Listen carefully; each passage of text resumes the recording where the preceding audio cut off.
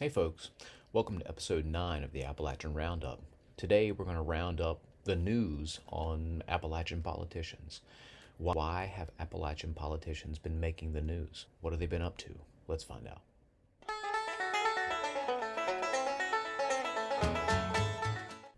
Now, there's no way I can cover all the stories, so I'm just going to look at the things that most called my attention. We'll start off with the West Virginia legislature.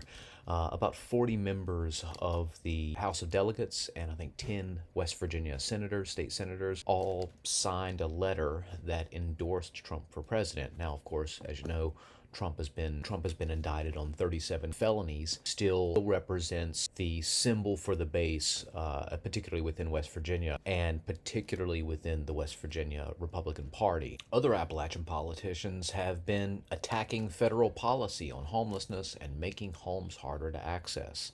I mentioned this on the video I did on homelessness in Appalachia. But J.D. Vance from Ohio, he's the Appalachian Elegy Kid, and then Andy Barr of Kentucky made news for attacking the federal housing first policy, which primarily, again, I'm not defending the policy because I don't think it's necessarily been effective, but the policy was geared toward placing a priority in putting people in homes first and then dealing with things like addiction. Barr and Vance are basically, on one hand, denying that economics plays a role in people being homeless. On the flip side, they're putting up obstacles to people actually getting homes. They're attacking a homes first policy, then they're kind of like putting in place a homes second policy, and homes come secondary to things like drug treatment. What this means, according to the New York Times article, quotes from Ann Oliva, the chief executive of the National Alliance to End Homelessness.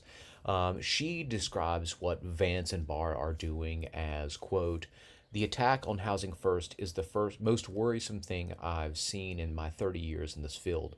When people have a safe and stable place to live, they can address other things in their lives.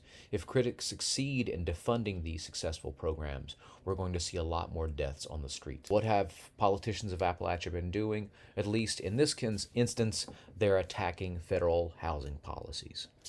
There's also politicians who fleece their own constituents. There's a whole range of those. First, West Virginia Governor Jim Justice is a good place to start here. He's one time noted by Forbes as the only billionaire in West Virginia, although he's been downgraded, no longer a billionaire. But he's still a very, very, very rich man. His family owns and controls numerous businesses throughout the state and impacts economics in the state and around the state. Justice made news back in 2018 when he and two of his companies, Bluestone Energy Sales Corp. And Southern Coal Corp. were sued by a company called X-Coal. X-Coal sued these companies over a breached contract. Basically, these companies had agreed to deliver 720,000 net tons of metallurgical coal to overseas buyers, and the companies failed to follow through. X-Coal won in court, and the judge ruled that Jim Justice and his companies owed X-Coal about $10 million. Now, since then, $8 million of that has been collected by X-Coal, so there's about $2 million in outstanding court-mandated fines and penalties and contractual obligations and fees that Jim Justice and his companies owe. And so why did he make the news here more recently? Jim Justice, basically X-Coal is trying to get Jim Justice's financial documents to prove that Jim Justice can pay the last remaining $2 million, but Jim Justice is trying to prevent those documents from being released because Jim Justice is running for Senate. But the judge has ruled that just because you're running for the Senate doesn't mean you're not obligated to pay your debts, and it doesn't mean you can't be that your financial documents can't be disclosed if you're claiming you can't pay your debts. Okay, so basically he's either got to pay his debts or show his financial documents. I mean, that's what it boils down to, and the judge is saying, do one or the other, because you can't keep avoiding this. So he made the news there. Jim Justice is also sued by the Department of Justice. The federal government is trying to collect something like about $7.6 million in fines and unpaid environmental regulation fines, as well as worker safety violations and unpaid fees. Kind of related, Jim Justice was also in the news because he owns 31 properties in Lee County, Virginia, and Jim Justice hadn't paid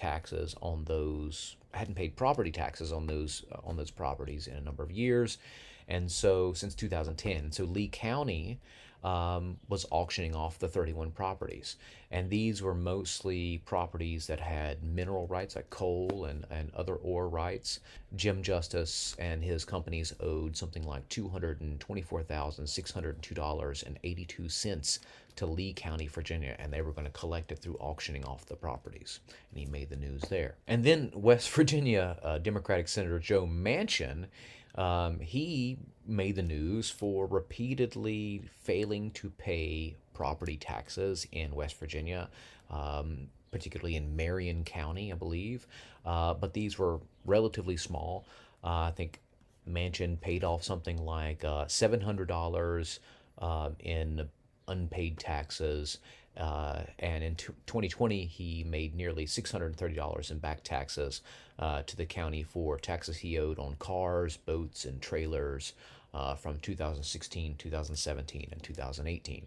So it seems Manchin doesn't pay his local property taxes on time. And then finally, the Kanawha County Commissioner, Kent Carper, he made the news for lewd conduct. Apparently, in Daniel Boone Park up in Charleston, West Virginia, he showed his penis to some lady, and the woman called 911, and she recognized him as being Kent Carper, and he's being investigated by all that now. And so one of the things that politicians of Appalachia have been doing have been going around engaging in lewd conduct.